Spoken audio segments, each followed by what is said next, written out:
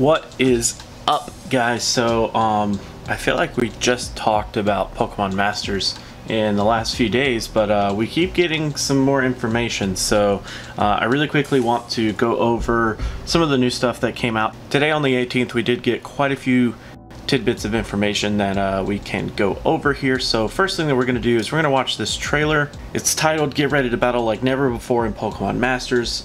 This is basically a gameplay trailer kind of featuring the 3-on-3 battles, kind of some stuff that we've already seen before, but definitely some new stuff that we haven't seen. So let's actually go ahead and check this out.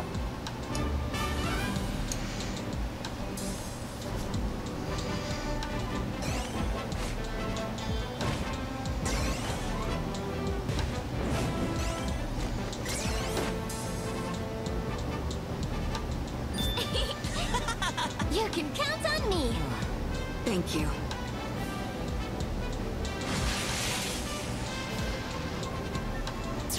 You can do it. So we've already seen this before. We've already seen both of those before. We've seen Pikachu do that. Now this we haven't seen before. So this is fight alongside your friends in co-op battles. So this definitely is like a co-op scenario here.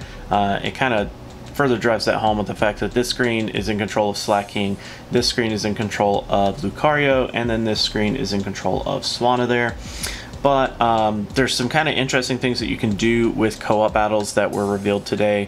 So let's actually take a look though. You can see Body Slam and Double Edge here for Slaking. We also have X Attack and All Out Effort.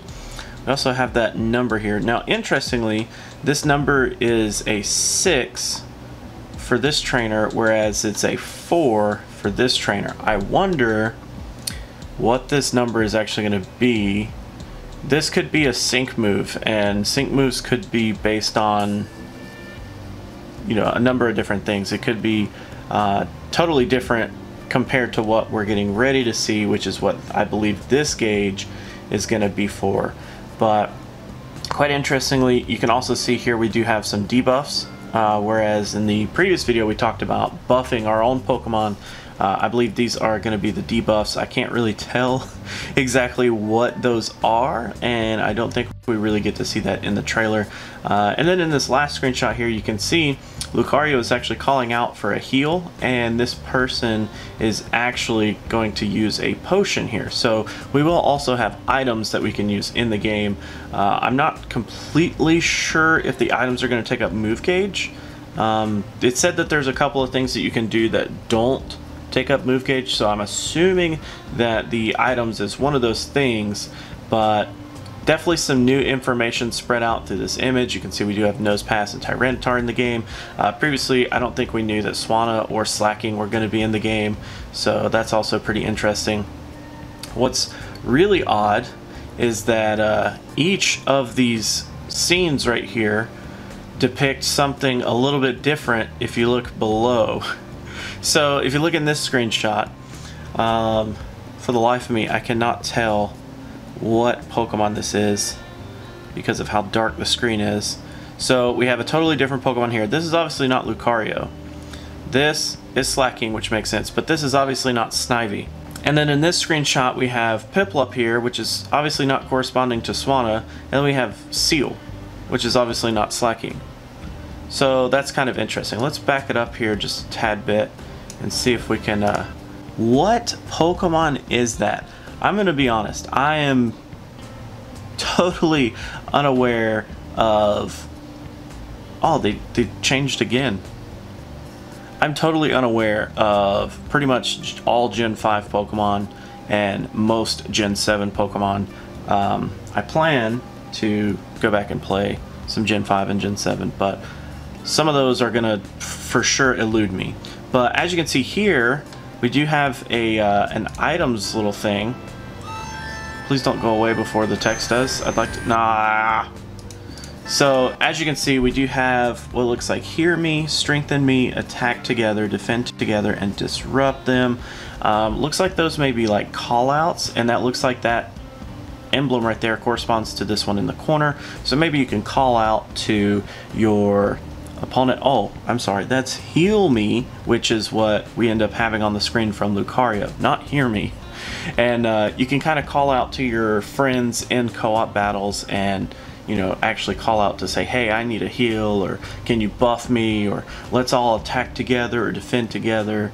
That's kind of an interesting angle to take the battle from.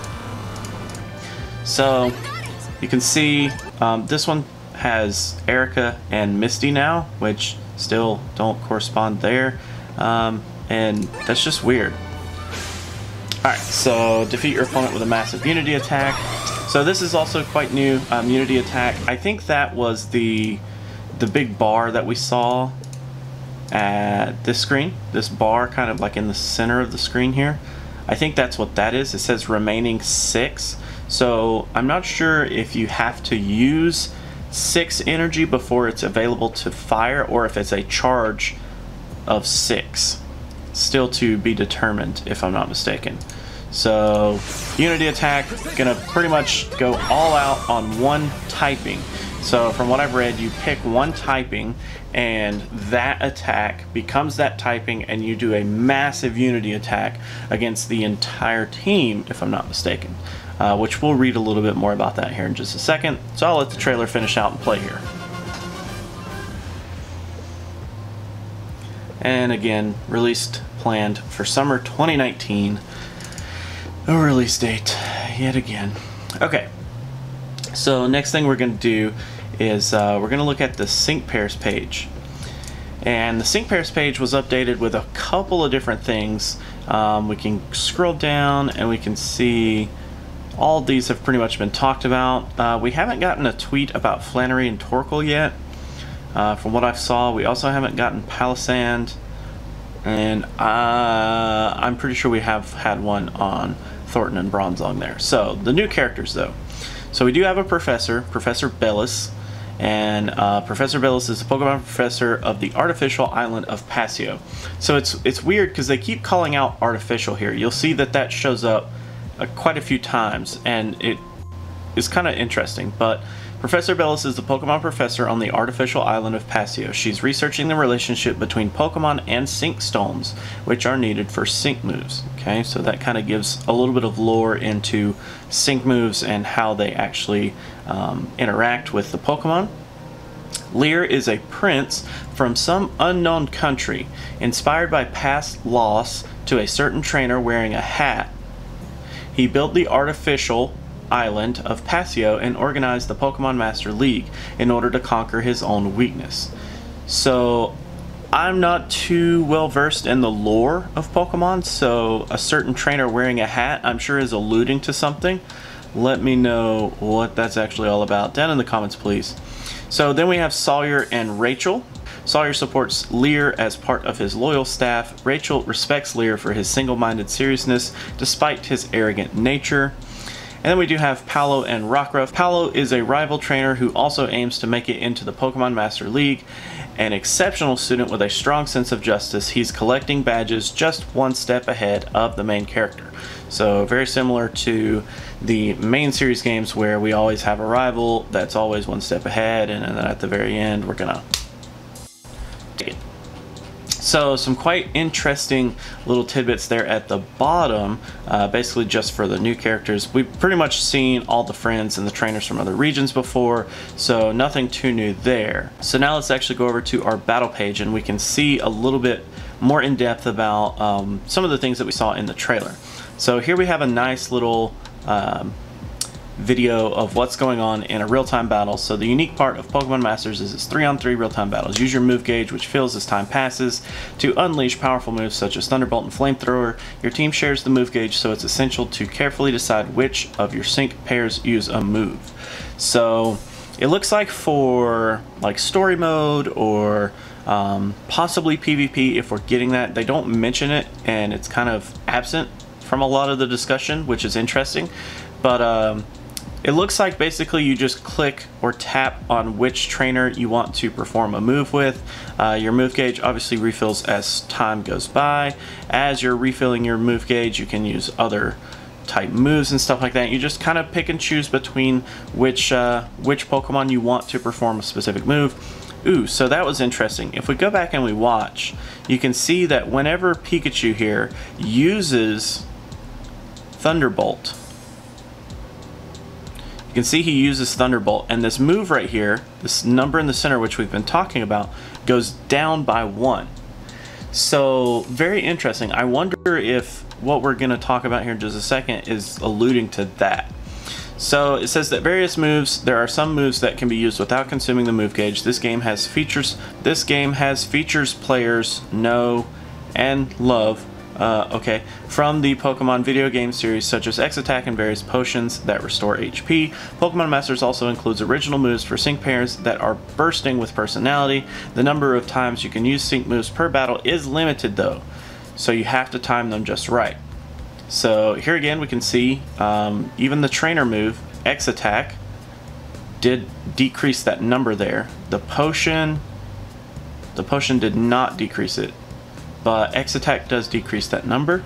So then we have sync moves. Sync moves are powerful moves that can be used once a certain number of other moves have been used in the battle. So that's what we're alluding to here. So let loose with a forceful strike at just the right moment. I do believe that the sync move has to be unlocked by using a certain amount of moves. So essentially, I guess if you wanted to kind of like theorize and strategize here, you could basically use a lot of 1-bar moves. Like, let's just call this 1 bar, 2 bars, 3 bars, and 4 bars. If you used several 1-bar moves, like if we used 9 1-bar moves, we could, in theory, set up to have a sync move really early in the match. Versus if we were to use moves that had 2 bars or 3 bars, of course it would be a lot slower getting to that sync move. So hopefully there's a team building element that can kind of handle that, where we can basically set up to have a really fast team with activating sync moves like super quickly, or possibly like a more defensive team that doesn't rely on sync moves. I think that would be kind of cool. So then we go unity attacks. So unity attacks are special team moves that can only be used in co-op battles. So since each unity attacks type becomes that of the sync pairs the players have selected, if your target... So this is different. Since each unity attacks type becomes that of the sync pairs the player have selected, if you target your opponent's weakness, your unity attack can become awesomely powerful.